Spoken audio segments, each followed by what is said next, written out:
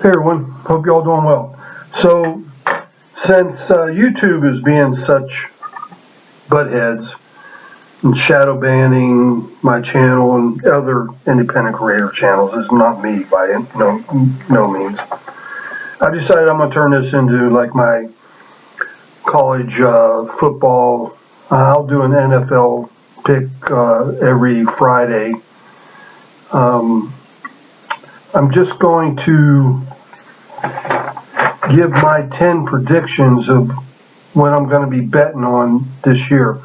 Now, typically, I don't start betting until about the 4th or 5th week of the year, so I get a good understanding of where the teams actually are. This year, I decided to change that up, and I went ahead and bet the first 2 weeks, which I knew was going to be a mistake, and it was. I'm like at 50%. So normally I'm a little bit higher than that. I'm typically in the 60 plus range, and I have to understand that I was going to lose the first 2 weeks of the year, and I may lose this week too. But then after that, things will start really coming into focus, and we'll start seeing what teams are real and what teams aren't. So anyway, without further, so I'm going to do my college picks on this channel. My political stuff will be over there on Rumble. You can find me over there. My channel's NB Ears, so NBEER. And I will be posting over there, all my videos on what's going on in the world and stuff like that. Because we really need to know what's going on in the world right now, let me tell you. So anyway, let's get on with the picks. First pick, Michigan State at Miami. It is a 9 a.m. game in Miami. Not much of a home field advantage for Miami. They're almost as bad as Pitt. Michigan State's getting 6.5 points. They're 2-0. Miami's 1-1. Miami barely got by Appy State. Now, that's not knocking Appy State. I think Appy State has a really good program, and they consistently produce winners. But just ask Michigan. But I'm going to take Michigan State in the points. It's just I don't believe in Miami. Michigan State has not really done anything to make me believe in them at this point. But they haven't done anything to make me say that they're not a very good team. So anyway, that's my first pick. Second, Army at UConn at Army. That's going to also be at 9 a.m. All these times are West Coast. I'm in Nevada. 9 a.m. West Coast time. Army is hosting UConn. Army's 2-0, giving up 33 points. UConn's 0-2. Normally, I would never bet a game with that big of a spread. But frankly, UConn,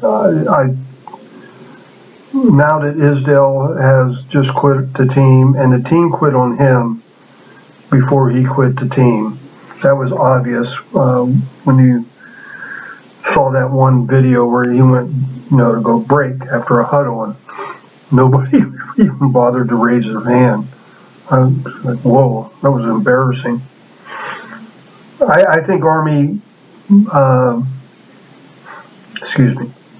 think Army covers the spread. I think UConn's going to mail it in for the rest of the year. That's a program that has just fallen, and I don't know where it's going to end up at this point. It's just a shame what's happened to them. So I'm taking Army, minus 33. Coastal Carolina, minus 10. At Buffalo, 9 a.m. Saturday morning. Minus 10.5, excuse me. These are two good teams. Buffalo is not a bad team. They got hammered pretty good by Nebraska, which kind of surprises me, to be honest with you, and is one of the reasons why I'm going to take Coastal Carolina giving up the points, because I think Coastal Carolina would beat Nebraska. So I'm going to take Coastal Carolina minus 10.5. Coastal Carolina has been a fantastic G5 school over the past couple years, and I don't know who their coach is, but I'm sure after this year somebody's going to snatch him up. He's done a great job down there. Then we move on to game number 4. 2-0 Cincinnati versus 1-1 Indiana. Indiana lost to Iowa by 28. Cincinnati is a very good team. I think they're the best group of 5 team there is. Over the past 5, 6, 7 years, it's been between them and UCF. If they go undefeated this year, I think Cincinnati deserves a playoff spot. It's simple as that. And honestly, I would be rooting for them to do it. And I hope they go undefeated and get a shot to playoffs. I think they're just too much for Indiana. And it's not slamming Indiana. They're a typical mid-level Big Ten team that gets a lot of hype in the beginning of the year, and then, falters throughout the year. And I like Cincinnati in that game. Nevada, K-State, that game is at K-State, 11 a.m. K-State fans will be up, and they will be at the game. Both of them are 2-0. If I remember correctly. I didn't put that down in my notes, which is why I didn't do that, I don't know. But I just think Nevada's beat Cal. K-State's beat Stanford. Both fairly low-scoring games. I'm going to take the under 49 on this. 49's awful low. Got me a little worried.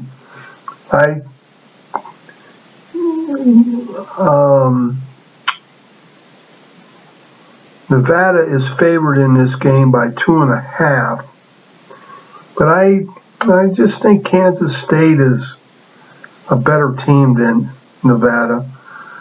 But I like the under more than I like the point spread. And then Purdue versus Notre Dame, excuse me. Purdue and Notre Dame, boy. I don't think Purdue's that good, but I don't think Notre Dame is that good either. And Notre Dame's given up 7 points. It is in Notre Dame, so that helps. There'll be some Purdue fans there. They're right next to each other. I'm going to take Purdue in the points. I think it's going to be a close game, and I think that Purdue is going to be good enough to hang with them. I don't quite know, the Florida State Notre Dame game was very close. Basically went down to the wire. And then the next week Florida State goes and gets beat by Jacksonville State. I could be wrong, but there's only one way I can read that. I don't know how Florida State loses to an FCS team. And tells me that Notre Dame probably isn't as good a team as they are. So, or they're projected to be, I guess. Liberty at Old Dominion, 2 good teams. Liberty that game is 3 p.m. Saturday. Liberty's at Liberty. Liberty's given up 26.5 points. I almost took Old Dominion in the points. I think that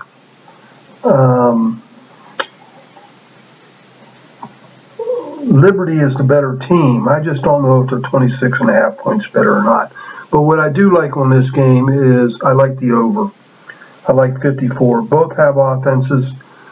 Both have, I wouldn't say terrible defenses, but I think both offenses are better against the opposing defense. And 59, I mean, you're looking at 27, 24, gets the job done at the over. So I like the over on that. Marshall against ECU. Now that game is 3 p.m. at Marshall on Saturday. Marshall giving up 9 points. I hate to see what's happening to ECU. They probably have the biggest following, loyal fan base in all of G5. And 10 years ago, they were winning and they were good, and their fan base was excited. They were drawing almost as many fans as West Virginia was. I mean, they literally were drawing 55,000 people a game. West Virginia had more, of course, but, for a G5 school. And it's such a shame they've fallen on their face, because if they would have just kept going where they were going, they would be one of these teams being invited into the P5 conferences. And I hate to see it to them. Great fans. We've got history with them.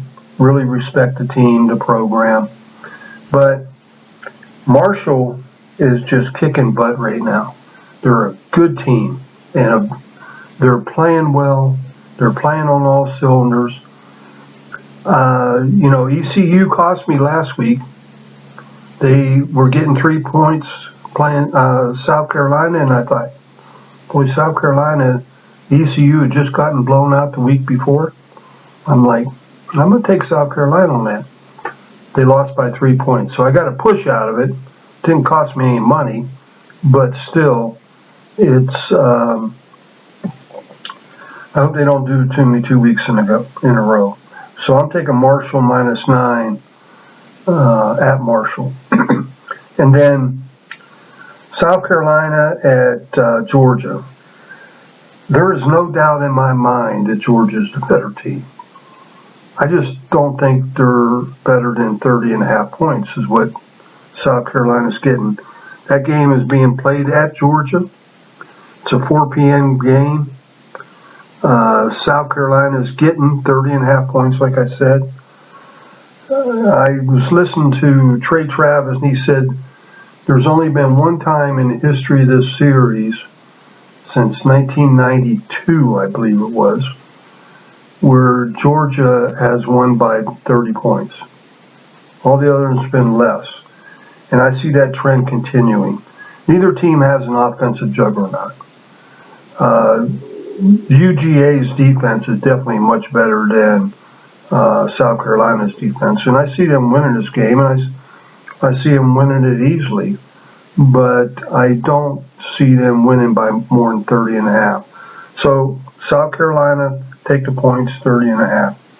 And then finally, BYU at Arizona State. That game is at BYU. It's 7:15.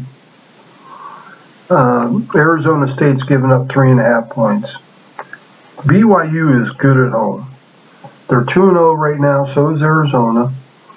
BYU's beat 2 Pac-12 teams already in Utah and Arizona State.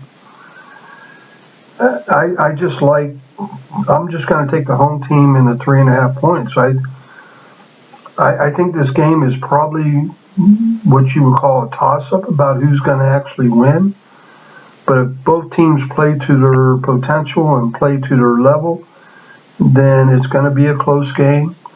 And, it may come down to a field goal. In which case, the 3.5 points could be big. So anyway, that's my 10 teams. If I had to take my 4 teams for the parlay sheet, I don't know if I said this earlier, but I bet 10 teams individually, and then I do a 4-team parlay. And I haven't decided exactly what the 4-team parlay would be, but it would probably be Army minus 33. I would probably take Liberty and Old Dominion over 54.